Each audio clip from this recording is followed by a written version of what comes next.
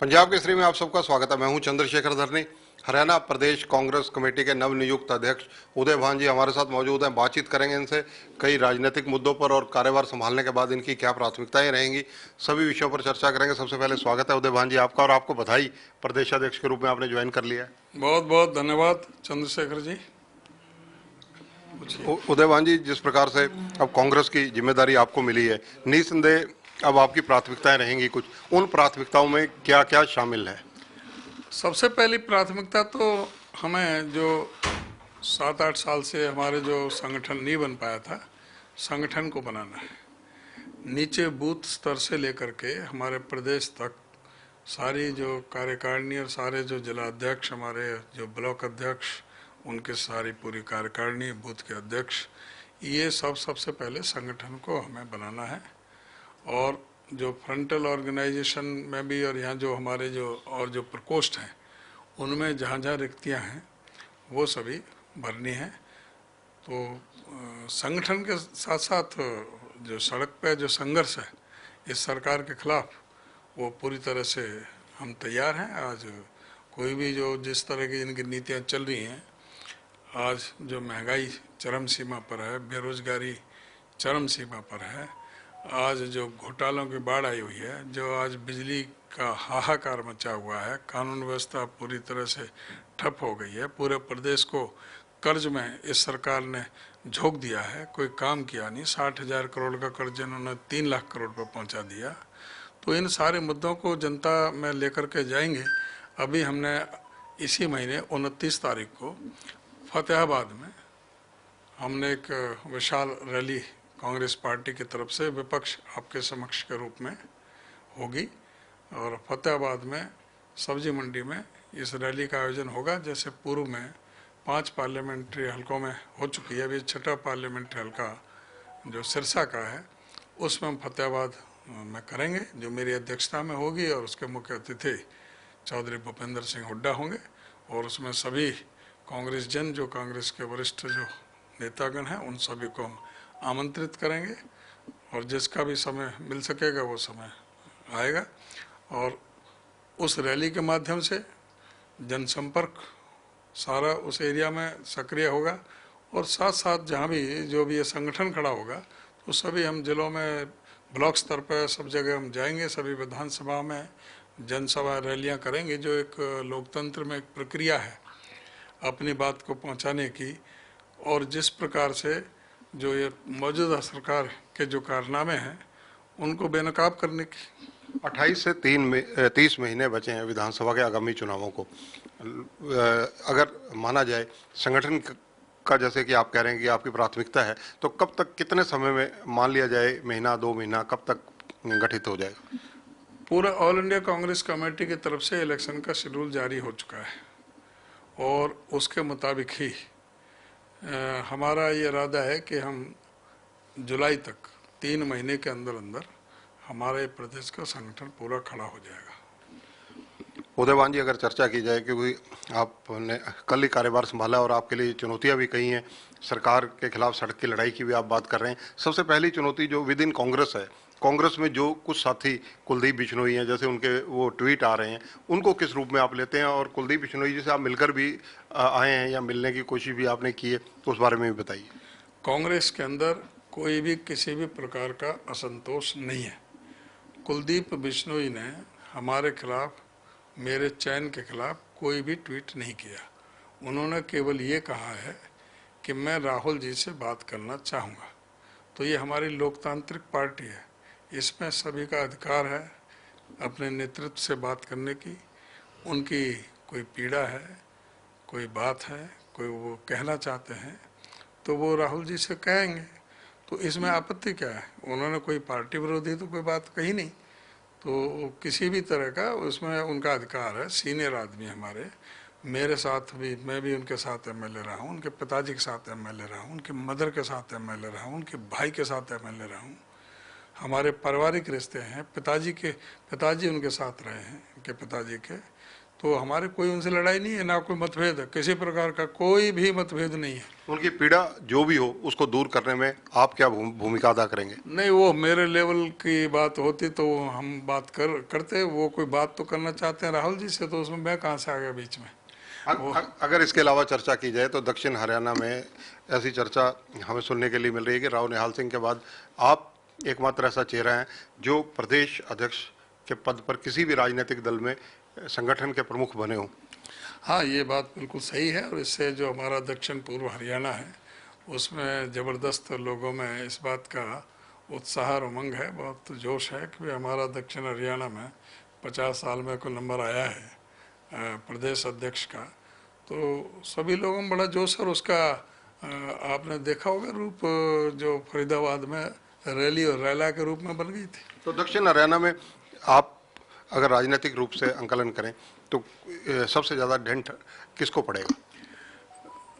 ये भाजपा पूरे प्रदेश में सिंगल डिजिट में रहेगी। हम 3/4 सीट जीत करके सरकार बनाएंगी कांग्रेस पार्टी। उदयवान जी, इसके अलावा क्योंकि जिस प्रकार से कल जो दिल्ली जाने का देश की राजधानी में और हरियाणा की राजधानी में आने का रास्ता है जीटी रोड है, जो जिससे आपने कल आपका काफ़ी ज़बरदस्त स्वागत भी किया गया, एक तरह रोड शो भी हुआ। भूपेंद्र सिंह हुड्डा नेता प्रतिपक्ष जो हैं, उनके बेटे राज्यसभा सांसद दीपेंद्र हुड्डा भी आपके साथ थे।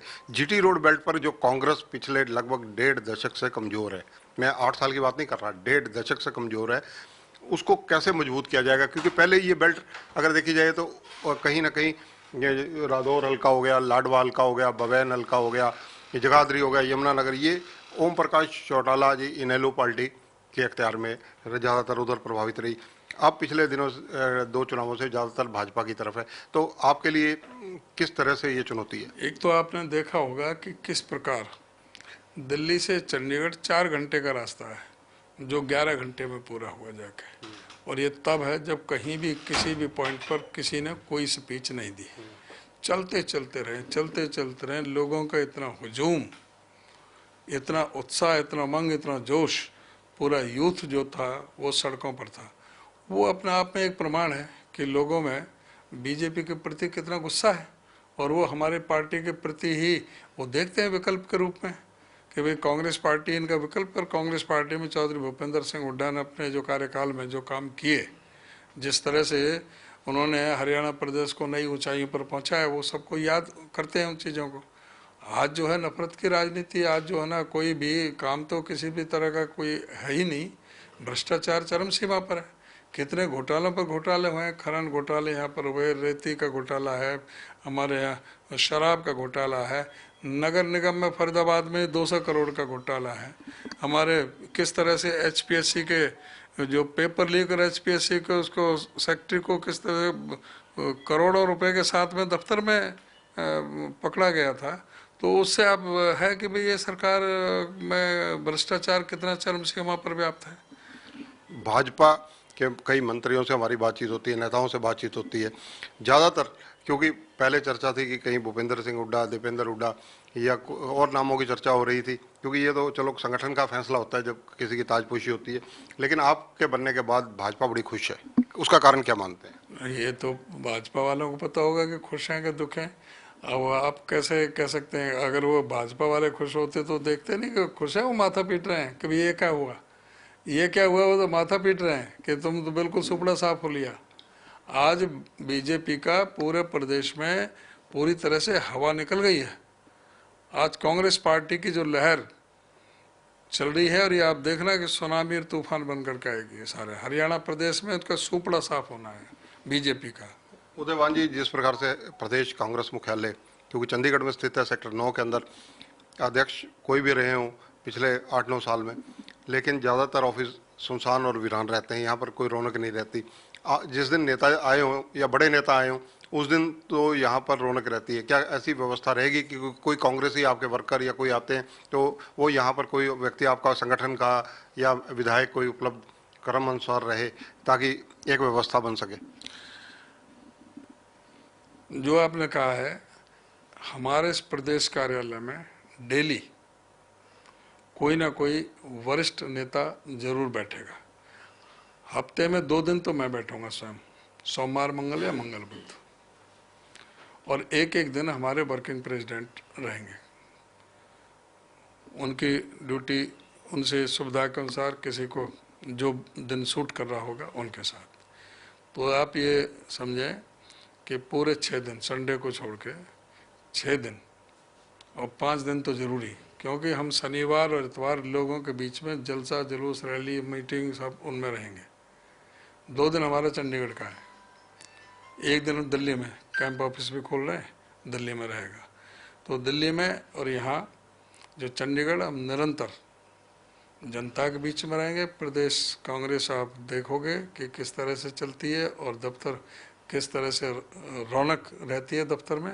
हर समय कोई भी दिन आपको ऐसा नहीं लगेगा कि जो वहाँ पर ना बैठे, पूरा रहेंगे वहाँ पर। उदयवान जी, कल आपके जो ताजपोशी का कार्यक्रम था, जब आपने शाम को मीडिया से भी रूबरू हुए, ये चर्चा आमतौर से देखी जा रही है, जो आपका विपक्ष यानी बीजेपी है और दल हैं, वो भी ये कह रहे हैं कि कई बड़े चेहरे, किरण चौधरी जी और श्रुति ने तो कह दिया कि वो कोविड पॉजिटिव हैं, क्वारंटाइन है, कुलदीप बिश्नोई हैं और कई चेहरे हैं, कैप्टन अजय यादव, इन लोगों को क्या आगे आपके साथ देखने को मौका मिलेगा लोगों को?